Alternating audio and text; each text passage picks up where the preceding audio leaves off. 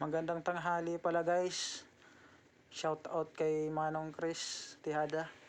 Samahan nyo kami guys papunta sa farm para mag-harvest ng mais at kalabasa, pipino, cauliflower. Tara guys, tingnan nyo guys. Dahil 4 hours lang yung pasok natin ngayon guys, pupunta tayo ngayon sa farm. Samahan nyo kami. Mamitas tayo ng mais at saka mga cauliflower. Kalabasa guys, libre lang lahat yan guys. Grabe, ang ganda talaga ng mga puno nito guys. Video muna tayo sa kalsada guys para makita nyo yung mga puno dito habang nagbabiyahe tayo papunta sa farm.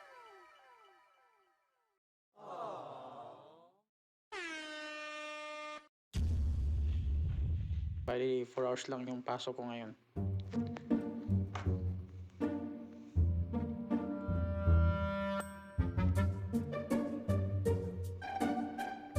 Grabe, ganda dito guys. Napakaluwag ng daanan.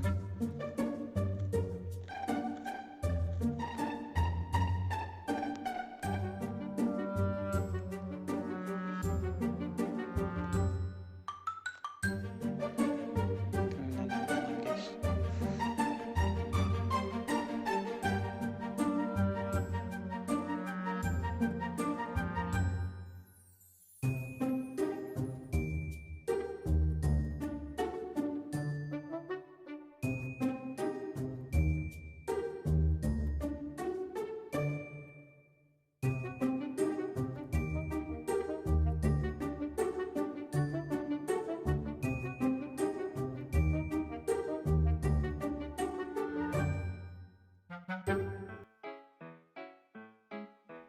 Do ba do ba do ba do ba do ba do ba do ba do do ba do boo do a boo ba do boo boo ba do do ba do ba do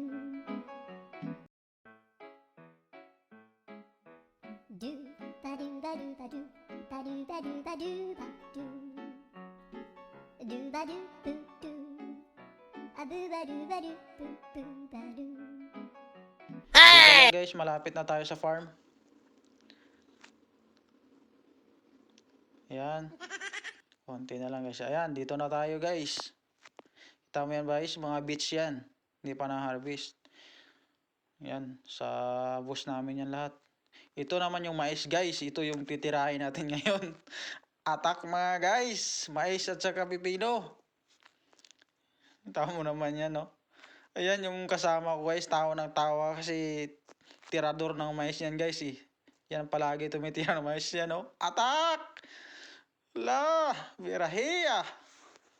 Ayan guys, so ang tamis ng mais nito guys, kahit hindi mo na lulutuin, pwede mo siya makain. Grabe. Tingnan mo yung pipino guys, oh. Kunti lang yung ugat niya guys at saka dahon, pero yung bunga niya, grabe. Parang wala kang mapakan guys, sobrang dami talaga, grabe. Oh. Teka lang guys, maghahanap tayo ngayon ng plastic guys kasi lugi tayo mamaya sa kasama natin eh. May baon ng plastic yan. Manghingi tayo guys. Lagyan natin ng mais. Flix muna natin yung mais na guys. Kuha tayo ng plastic. Ayan o, tao ng tawa o. Dami kasi guys eh. Ayan o, pupunuin natin yung sasakyan mamaya guys. Hanap tayo ng plastic. Ayan. May plastic yan sa harap guys. Sa una, kuha tayo ng isa, pupunuin natin. Yan. Plastic. Malaking plastic. Ayan guys. Yung mais na yan guys. Pinamimigay lang ng mga bus yan guys. Kasi hindi yan binibinta guys. Para yan sa mga workers nila. Gustong kumain. Gustong pumitas dyan. Libre lang yan. Ngayon yung pipitasin natin ngayon, pamimigay din natin sa mga kaibigan natin dito sa Canada guys. Kasi hindi naman natin kayang ubusin yan eh. Bawal naman yan ibinta kaya swerte yung mga kakilala natin dito guys. Yan yung mga advantage guys kapag sa farm kayo nagtatrabaho guys. Makakalibre kayo guys. Yan, kita mo yan guys, yung dump truck na yan guys. Puro carrots yung laman yun guys. Nag-harvest dun sa dulo. Sa bus din namin yan guys. Yan yung mga packaging namin sa loob. Tingnan mo guys yung na-harvest namin guys ha.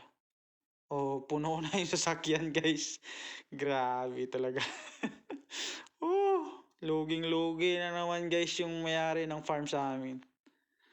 Grabe, ang dami. Mayroon pa yan sa loob guys. Tingnan mo sa loob. Malabas pa yung dahon ah. Ayan guys oh. Yan. Cauliflower, carrots, at saka mais. Grabe talaga. Bumalik pa yung kasama ko guys. Hindi pa siya nagsawa. Grabe talaga. Sobrang dami na nakuha niya. Gusto pang bumalik. Flex ko lang pala guys. Ang mais napakasarap talaga guys. Kung mga malapit lang kayo. Kung gusto maghingi. Talagang libre lang talaga yan. By the way guys. Dito na lang yung kuha natin guys ha. Yung vlog natin guys. Hanggang sa sunod guys. Na pag-vlog natin kasi bago pa lang tayo nag-uumpisa guys.